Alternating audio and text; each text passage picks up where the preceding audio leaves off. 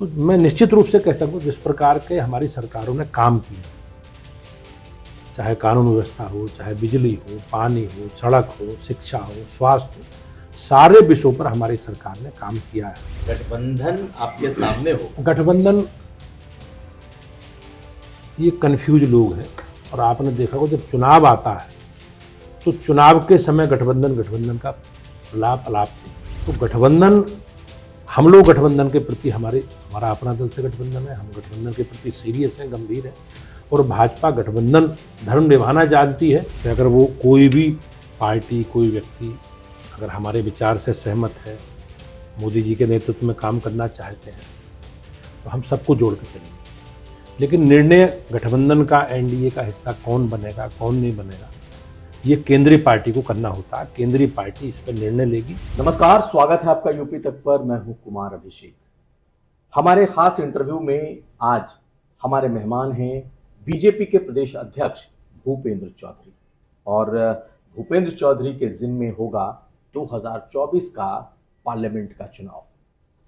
चाहे 2017 हो, 2019 हो, 2022 हो, बीजेपी के जो प्रदेश अध्यक्ष हैं उनके सर सेहरा बंधता आया है बड़ी बड़ी जीतों का। तो क्या 2024 में यह सेहरा भूपेंद्र चौधरी के सर बंधेगा? क्योंकि 2024 को लेकर बीजेपी उत्तर प्रदेश में खासी आशान्वित है, और आशा इस बात की कि 70+ सीटें बीजेपी उत्तर प्रदेश से जीतेगी। तो आज उत्तर प्रदेश की सियासत और बीजेपी की क्या है रणनीति, इस पर हम चर्चा करेंगे भूपेंद्र चौधरी के साथ। हमारे साथ है, स्वागत है सर आपका। नमस्कार। और हमारे साथ हमारे सहयोगी प्रशांत श्रीवास्तव हैं, जो कि इंडिया टुडे मैगजीन में लखनऊ में हमारे सहयोगी हैं। सर, सबसे पहला सवाल ये कि जैसा कि मैंने कहा कि 2017 का चुनाव हो, 2019 का चुनाव हो, 2022 का चुनाव हो, बीजेपी के प्रदेश अध्यक्षों ने के सर पे सेहरा बंधा कि बड़ी बड़ी जीत उन्होंने दी। अब 2024 है, और आपको लगता है कि आपके लिए एक तो 2024 की चुनौती बड़ी होगी, दूसरी तरफ ये भी होगा कि उसी परंपरा को रिपीट करने की भी चुनौती होगी? निश्चित रूप से एक राजनीतिक दल के नाते बेहतर करना, अच्छा करना, ये हमारे लिए चुनौती रही है। और मेरे लिए अपनी सरकार के कामकाज, अपनी सरकार का काम, क्योंकि हम सरकार में हैं, पिछले 9 वर्षों से माननीय प्रधानमंत्री जी के नेतृत्व में केंद्र में भाजपा की सरकार है, तो उन सारे काम का लेखा जोखा अपने कार्यकर्ताओं के माध्यम से जनता तक पहुंचाना। और मुझे विश्वास है कि हमारी सरकारों ने जो काम किया है, चाहे केंद्र की सरकार हो, चाहे राज्य की सरकार हो, और हमारे कार्यकर्ताओं ने जो संगठन हमारा है, हमारा स्ट्रक्चर है पार्टी का, क्योंकि बीजेपी के असंख्य कार्यकर्ता एक विचार को लेकर हमेशा लगातार अपने संगठनात्मक कामों के माध्यम से, हमारी सरकार के काम हैं, रचनात्मक विषय हैं, सेवा के विषय काम हैं, लगातार बीजेपी के लोग जनता के बीच में हैं। और मुझे विश्वास है जिस प्रकार का नेतृत्व के प्रति लोगों का विश्वास है, उसमें भारतीय जनता पार्टी, जो हमारा लक्ष्य है उत्तर प्रदेश की सभी सीटें जीतने का, माननीय मोदी जी के नेतृत्व में हम सारी की सारी सीटें जीते।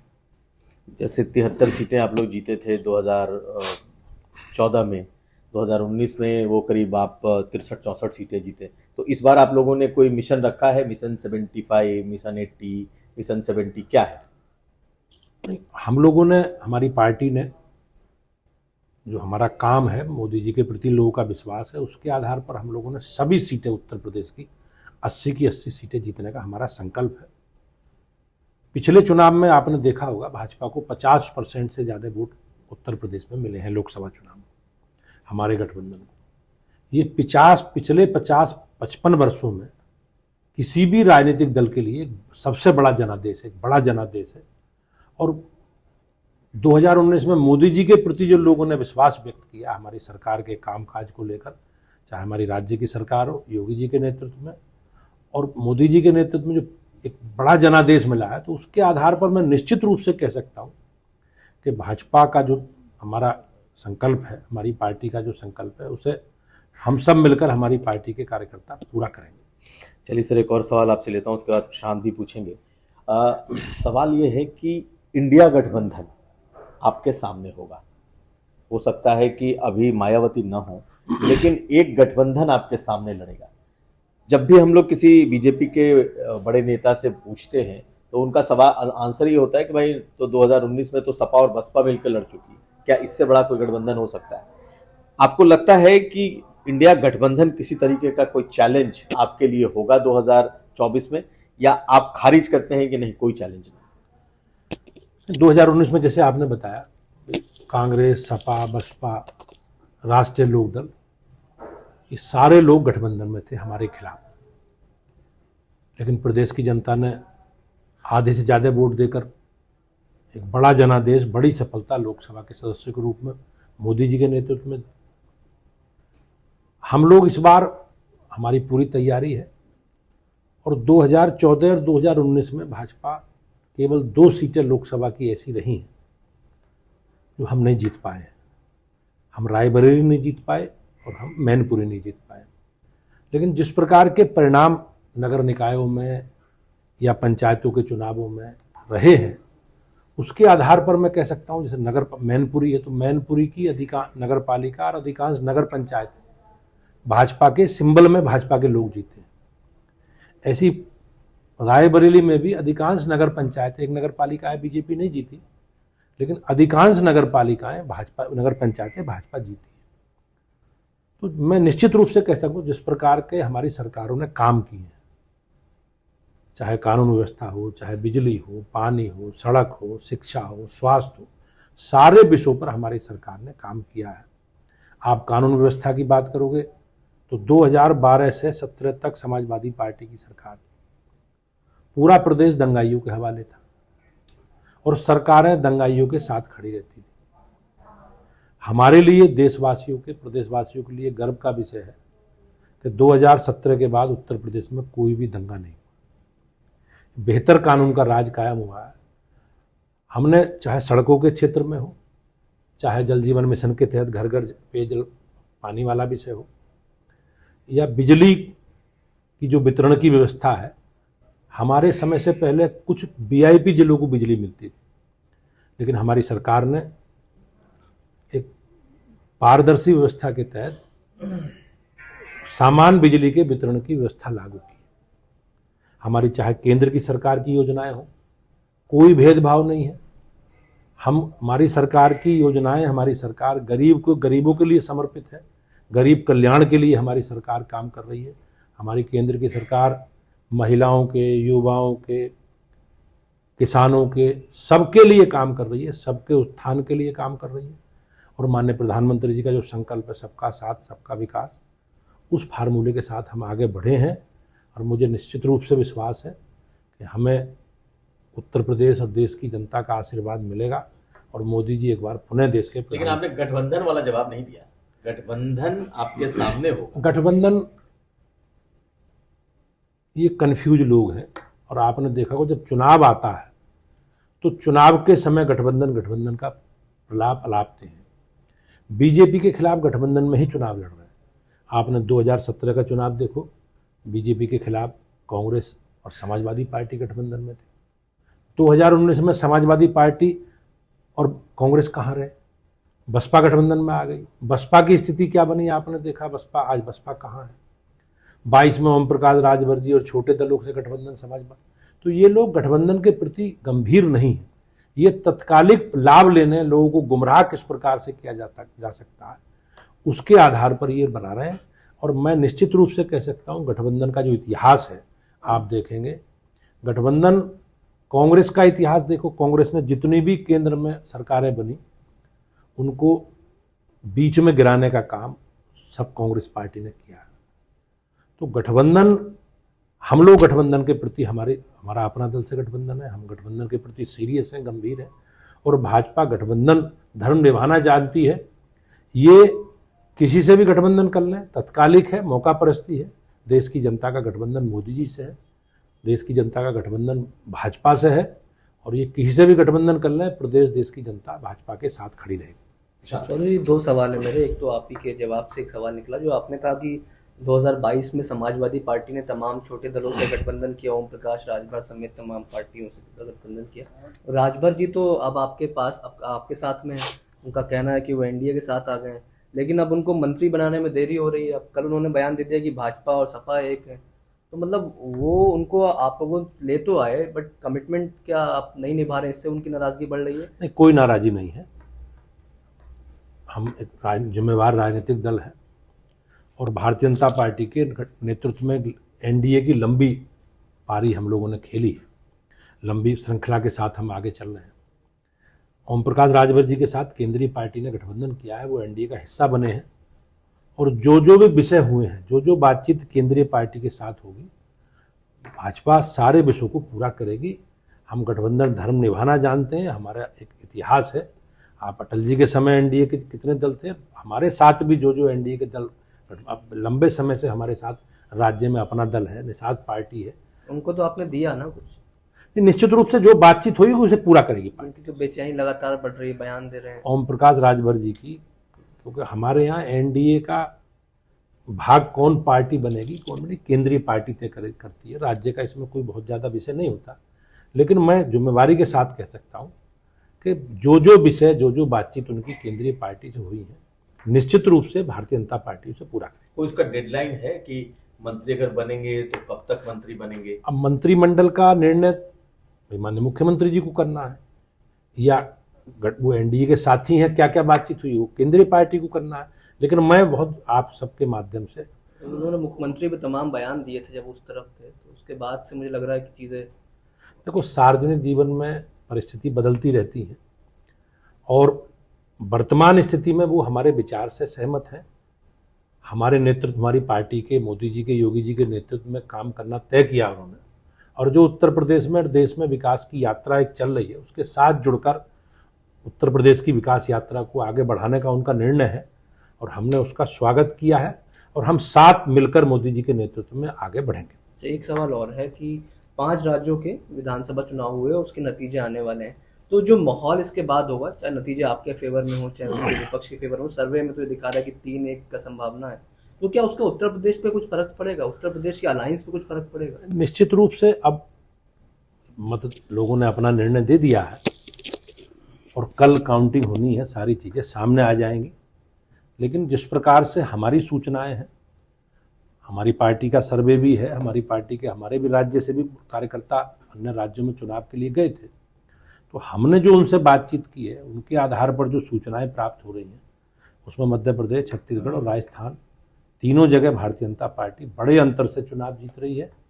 और निश्चित रूप से कल आप देखेंगे इस प्रकार का ही एक प्रकार से परिणाम आने की संभावना मुझे 100% लगती है। एक सवाल है कि अभी हाल में घोसी में चुनाव हुए, उपचुनाव हुए, और घोसी का उपचुनाव जब हुआ तो जिनको जो समाजवादी पार्टी तोड़ छोड़ करके आए, जो आपको काफ़ी भला बुरा करके कह के समाजवादी पार्टी में गए थे, ज़्यादा वक्त भी नहीं गुजरा था, चुनाव के पहले जिन्होंने पाला बदला था, दारा सिंह चौहान, एक तो आप उनको लेकर के आए और उसके बाद उनको टिकट दिया, जनता की नाराजगी आप लोगों ने झेली, और उसके पहले अगर देख लें तो खतौली का भी उपचुनाव हुआ, आपके नेतृत्व में हुआ।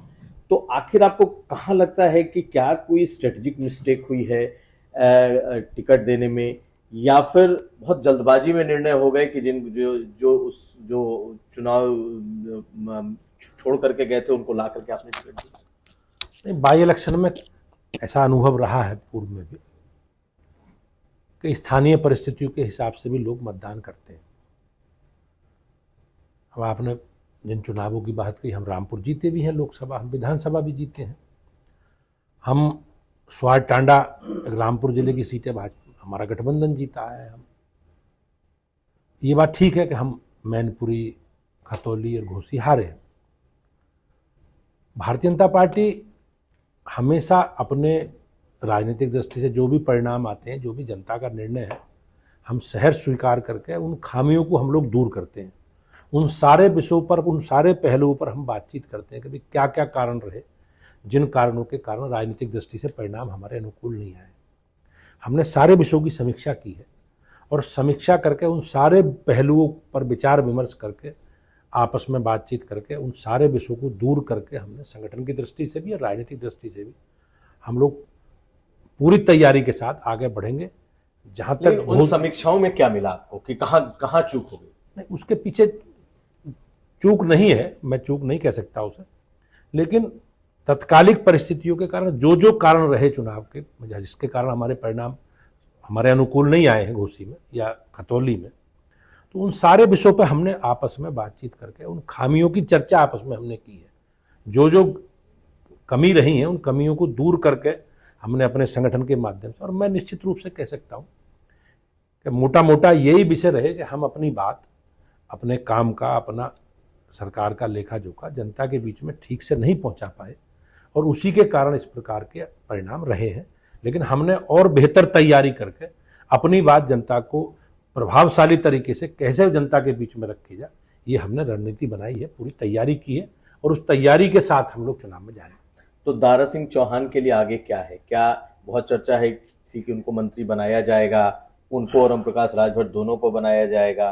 क्या अब लगता है कि उस हार के बाद ब्रेक लग गया है? उनके लिए क्या है? और साथ साथ एक और सवाल है कि बहुत सारे लोग जो छोड़ करके गए थे वो वापस आना चाहते थे, धर्म सिंह सैनी जैसे लोग, तो क्या बीजेपी अब पुराने लोगों को जो आपको छोड़ करके गए उनको लेने के लिए तैयार नहीं? हम व्यक्तिगत रूप से हमारी किसी से कोई असहमति या नाराजी नहीं है।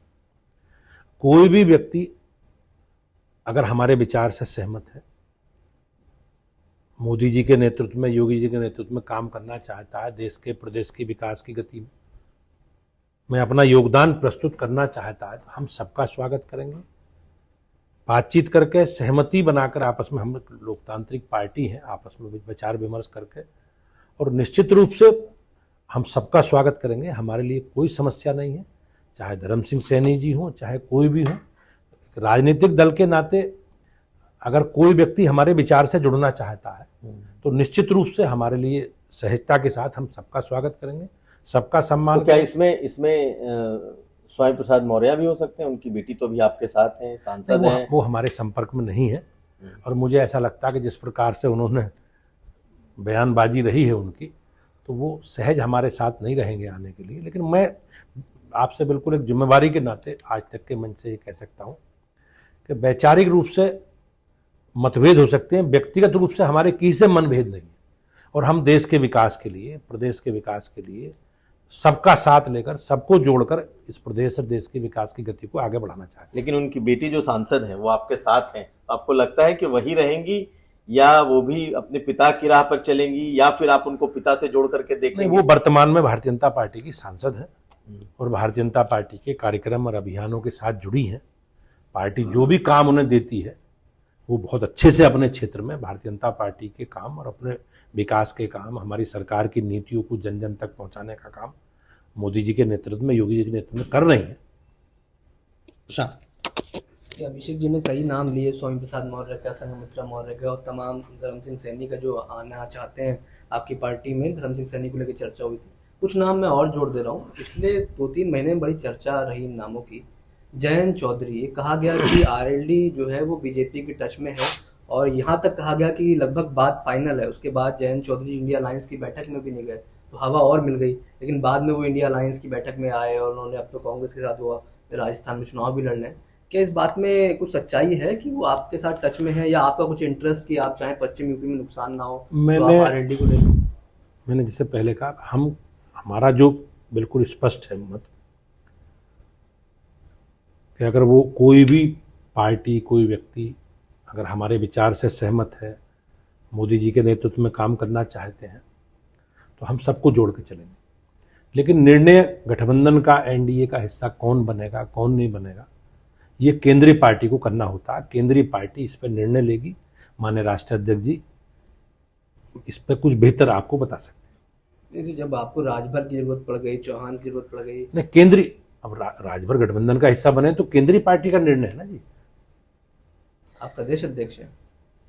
प्रदेश अध्यक्ष हैं, लेकिन जो विषय मेरी ओर नहीं है, ये केंद्रीय पार्टी का विषय है। केंद्रीय पार्टी इस पर निर्णय लेती है। एक सवाल इसमें और, तो आप राष्ट्रीय अध्यक्ष जी पूछना चाहिए आप। नहीं, वो भी हमारे स्टूडियो अगर कभी हमें मौका मिला पूछेंगे। पश्चिम यूपी से आप आते हैं इसलिए मैंने सवाल किया। तो पश्चिम यूपी का एक और नाम है जिसकी बड़ी चर्चा है, जिनका बड़ा इन दिनों चर्चा हो रही है, और आप भी पश्चिम यूपी से आते, तो मैंने सोचा आपसे ही पूछ लूँ। वरुण गांधी को लेकर बड़ी चर्चा है, क्योंकि उनके जो बयान रहते हैं वो आपके जो पार्टी के अन्य नेताओं के बयान रहते हैं उनसे बड़े अलग होते हैं, और ये चर्चा उठी कि बीच में कि हो सकता है कि वो इस बार कहीं और से लड़ें। आप लोग का कैसा संवाद है उनसे, बात होती है? नहीं, बातचीत हमारी होती है हमेशा। हम लोग मेनका गांधी जी से भी और वरुण गांधी जी से बातचीत हम लोग लगातार करते हैं, और वो वर्तमान तक आज तक भारतीय जनता पार्टी के सांसद हैं। लेकिन चुनाव कौन लड़ेगा, चुनाव कौन नहीं लड़ेगा, हमारे यहाँ एक लोकतांत्रिक प्रक्रिया है। आपस में विचार बातचीत करके, विचार विमर्श करके, राय शुमारी करके पार्टी का केंद्रीय संसदीय बोर्ड इस पर निर्णय लेता है। चुनाव समिति निर्णय लेती है तो निर्णय लेना है, और पार्टी जो निर्णय लेगी उस पार्टी के निर्णय के साथ पूरी भाजपा खड़ी होगी। उनके जो बयान हैं अगर देखें तो वरुण गांधी के बयान केंद्र सरकार की जो घोषित नीतियां हैं उसके खिलाफ होती हैं। ठीक है, वो प्रधानमंत्री मोदी का नाम नहीं लेते, वो अमित शाह का नाम नहीं लेते, लेकिन आपकी उन तमाम फ्लैगशिप प्रोग्राम की वो बखिया उधेड़ते हैं। वो अपने कार्यक्रमों में आप बीजेपी के कार्यकर्ताओं का इस्तेमाल नहीं करते, वो बैनर पोस्टर का इस्तेमाल नहीं करते। लगता नहीं है कि उन्होंने खुद एक दूरी बना ली है? और क्या आपको लगता है कि विनेबिलिटी के आधार पर उनको आप लोग चुनाव लड़ा सकते हैं, या फिर वो इतने दूर चले गए हैं या जा रहे हैं जहां से 24 में उनका लौटना मुश्किल है? नहीं, अब वो पार्टी का हिस्सा है, पार्टी के सिंबल से चुनाव लड़े थे। पिछला चुनाव भी, उससे पहला चुनाव भी लड़े हैं, 2-3 चुनाव, मुझे लगता है शायद तीसरा सत्र उनका है। लेकिन जहाँ तक उनकी बयानबाजी का विषय है, वो बयानबाजी सारे विषय उनके पार्टी के संज्ञान में है, और पार्टी को ही निर्णय इसमें लेना है। पार्टी हमारे यहाँ, जैसे मैंने आपसे कहा, निर्णय करने की एक प्रक्रिया है। हमारे यहाँ कोई ऐसा नहीं है कि कोई व्यक्ति के आधार पर सारी चीजें निर्णय होती है। प्रदेश अध्यक्ष के नाते आपने कभी उनसे पूछा नहीं कि भाई इस तरह के बयान आप क्यों देते हैं? नहीं, बातचीत होती है। आपकी बातचीत होती है उनसे? बातचीत होती है, ऐसा नहीं है, लेकिन चुनाव लड़ना ना लड़ना ये पार्टी का निर्णय है। और मेनका गांधी के लिए? सबके लिए है। पूरे प्रदेश के 80 जो कैंडिडेट हैं उनमें केंद्रीय पार्टी को ही निर्णय लेना है। अब पार्टी परिस्थिति के हिसाब से बातचीत करके, रायशुमारी के हिसाब से, सारी स्थानीय परिस्थितियों के हिसाब से निर्णय करती है। सर, एक चीज और कि चूंकि अब सारी पार्टियों में बहुत सारे लोगों का आना जाना शुरू हो गया है, बहुत सारी ज्वाइनिंग हो रही है, आप कुछ बताएंगे कि बीजेपी में और कौन कौन से बड़े कोई दल उत्तर प्रदेश में साथ आएंगे, कोई बड़े नेता साथ आएंगे? दल के बारे में तो मैंने जैसे कहा, केंद्रीय पार्टी के बारे में लोग बातचीत करते हैं, एनडीए का हिस्सा कौन बनेंगे कौन नहीं बनेंगे, लेकिन बड़ी संख्या में लोग, राजनीतिक वर्कर, कार्यकर्ता, पदाधिकारी, लोग, बड़े बड़े लोग भाजपा के संपर्क में हैं, और हम जैसी परिस्थिति होगी परिस्थिति के हिसाब से उन्हें अपना परिवार का हिस्सा बनाने का काम करेंगे। नहीं, बहुत नाम आ रहे थे, जैसे इंद्रजीत सरोज की चर्चा थी समाजवादी पार्टी से लाने की, एक दो और नाम अम्बेडकर नगर से भी कुछ नाम सुनाई दे रहे थे। तो आपको लगता है कि बीजेपी को ऐसी सीटों पर जहां पर बीजेपी की जो हारी हुई सीट है या बहुत कमजोर सीट है, वहां पर आप भी पोचिंग करेंगे, आप भी दूसरे दलों से बड़े कैंडिडेट, बड़े चेहरे लाएंगे? नहीं, हम लोग पहले से ही राजनीतिक दृष्टि से, जब जहाँ चुनाव लड़ाने वाला विषय है, प्रत्याशी बनाने वाला विषय है, तो प्रत्याशी में हमारी विचारधारा भी भैया, हमारा कार्यकर्ता भी प्राथमिकताओं में रहते हैं, लेकिन जीतना भी प्राथमिकताओं में। तो इस प्रकार के निर्णय भाजपा पहले से करती रही है। हमने बाहर से लाए के लोग भी लड़ाए हैं, ऐसा नहीं है। और जैसी परिस्थिति बनेगी, परिस्थिति के हिसाब से अगर लगेगा कि हमें कोई बाहर से कैंडिडेट हमारे अनुकूल है, जो हमारे विचार से सहमत है और चुनाव लड़के जीत सकते हैं, तो हम उस आधार पर आगे बढ़ेंगे। ऐसे लोगों से आप लोग टच में हैं? हाँ, संपर्क में है हमारे। और ये बड़े नाम होंगे? नहीं, जो नामों की आपने चर्चा की, नामों का कोई विषय नहीं है ऐसा, लेकिन हम लोग, मैंने जैसे कहा, भाजपा बाहर से लाए के लोगों को भी लड़ाती रही है। हमारे लिए ऐसा कोई विषय नहीं है। हमारे लिए अपना वैचारिक पक्ष भी है, लेकिन हमें जीतना भी जरूरी है। हम एक राजनीतिक दल के नाते जब चुनाव लड़ेंगे तो स्थानीय परिस्थिति के हिसाब से आपस में बातचीत करके, विचार विमर्श करके, और इस तरह के कैंडिडेटों को चुनाव लड़ाया जा सकता है, हम लड़ाते रहे। एक और सवाल ये है सर कि आपको 24 में आपका मुकाबला किससे लगता है? क्या आपको लगता है कि समाजवादी पार्टी ने जिस तरीके से 2022 में आपसे मुकाबला किया, और बहुत ज़बरदस्त संघर्ष था उस वक्त का, 122-25 सीटें भी वो गठबंधन के साथ जीत करके आए, 2024 का जो चुनाव है, आपको लगता है कि क्या कोई नया गठबंधन बन सकता है कांग्रेस, बसपा, आरएलडी का, या इस वक्त जो इंडिया अलायंस के जो घटक दल उत्तर प्रदेश में हैं उनसे आपकी लड़ाई होगी? हमारा जहाँ तक विषय, हम कभी भी इस विषय को आपस में कोई फोकस में नहीं रखते कि कौन गठबंधन बनेगा, कौन गठबंधन का हिस्सा होगा।